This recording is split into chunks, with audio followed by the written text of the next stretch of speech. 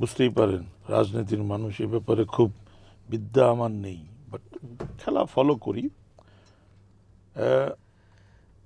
Australian team, যে টিমটার একটা সর্বগ্রাসী cricket ক্ষুধা ছিল এবং একটা সময় মনে হচ্ছিল অপ্রতিরোধ্য, তো এরকম একটা টিম এরকম পানসে হয়ে গেল কেন? What is the reason?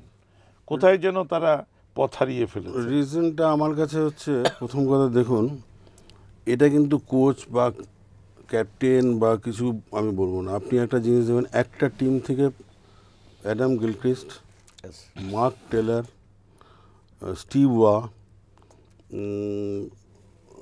McGrath, শেনওয়ান, এরকম টাইপের হেডেন, এরকম টাইপের ডিভাস্টেটিং, যাদের আমরা ক্রিকেটে বলি ডিভাস্টেটিং প্লেয়ার, অ্যান্ড্রু সিমন্সও চলে গেল, এগুলো, এই যে এতগুলো প্লেয়ার সরে গেল, বেঁচে রইল তখনকার থেকে কিন্তু একমাত্র রিকি পন্টিং। সেই রিকি পন্টিংও আপনি দেখুন এখন সময়টা ভালো যাচ্ছে না। বাদ বাকি যারা ওদের ক্রিকেটার আছে, দে আর জাস্ট স্ট্যান্ডার্ড, মানে দ্যাট ওদের স্ট্যান্ডার্ডে কিছু না, দে আর মিডিয়কার, ফলে রেজাল্ট এরকম হচ্ছে। ভারতীয় টিমটাকে কিভাবে দেখছেন? ভারতীয় টিমে দেখুন, প্রথম কথা অনেকগুলো সিনিয়র ছেলে আছে, সচিন, দ্রাবিড়, লক্ষণ। ওয়ার্ল্ড কাপের কথা, যদি ওয়ার্ল্ড কাপ হয় তাহলে তারা নেই, ওয়ার্ল্ড কাপে যারা আছে, যে ছেলেগুলো আছে, ভেরি ইয়াং, অ্যাজাইল, এবং প্রত্যেকের একটা ইচ্ছা আছে যে আমাকে পারফর্ম করতেই হবে। যেমন দেখুন একটা ছেলে, মানে আমি সেটাকে আন্ডার-19 দেখেছি, কলকাতায় খেলতে, আন্ডার-19 সে বছরও ইন্ডিয়া টিমের ক্যাপ্টেন হলো ওয়ার্ল্ড কাপে, আন্ডার-19 ওয়ার্ল্ড কাপে। ছেলেটা 2 বছরের মধ্যে আজকে ইন্ডিয়া টিমে, আমার তো মনে হয় he is one of the mainstay. Virat Kohli, what a player he is a mainstay. আরও খুব দুঃখের ব্যাপার, রোহিত শর্মা ছেলেটা এত পোটেনশিয়াল ছেলে যে কেন খেলতে পারছে না। আপনি দেখুন সুরেশ রায়না, কতগুলো ইয়াং ছেলে না এদের কাভার করতে উঠে এসছে। That is a very good sign for, that is a very very good sign for India, যেটা অস্ট্রেলিয়ান সাইডে হয়নি, যেটা অস্ট্রেলিয়ান সাইডে হয়নি।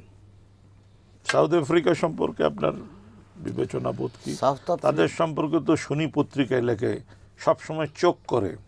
ওটা মনে হয় ওই ট্যাগটা বোধহয় এখন নাই অতটা আগের মতন। বাট সবচেয়ে বড় জিনিস হলো South Africa can boast, if they win, that the boast that the Indians have put their money on them or something, some gin into their team. Hashem Amla, he is not original South African, he is Indian. So we contribute there. And it's Amla is consistently performing. Amla constantly performing. Amla will perform. এখানেও করব, তার যে খেলার style, আপনি দেখবেন আমলার খেলার সঙ্গে আপনি সাবকন্টিনেন্টও পারফরমেন্স করেছে, এখানে করেছে, লাক্সমানের সঙ্গে বিএস লাক্সমান আমরা একটা ইমেল পাবেন।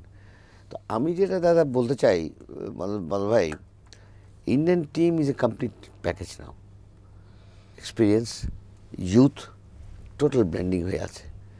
লাক লাগবে, ক্রিকেটে আছে, on that day you need a bit of luck. আপনি দেখবেন ব্রিলিয়েন্ট স্কোয়ার কাট করেছে, হয়তো ফ্লাই করেছে, 1 হাতে জমে গেছে বল, and that is the turning point of the match.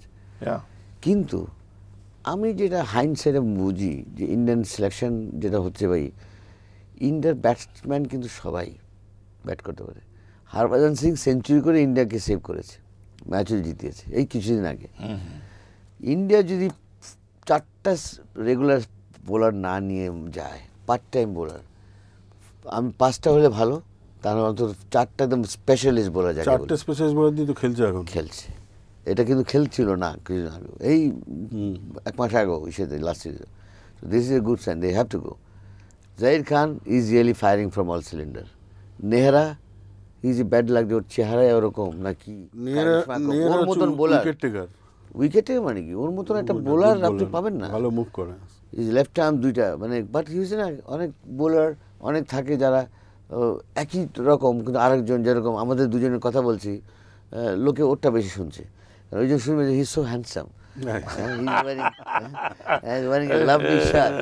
আমি খুব স্যুট টুট পরে আসলেও এই হবে না। আমরা এই জায়গায় এই হ্যান্ডসাম জায়গায় আমরা ব্রেক করি, আমরা একটু পরে আবারও ফিরে আসবো এই আলোচনায়, আমাদের সাথে থাকুন।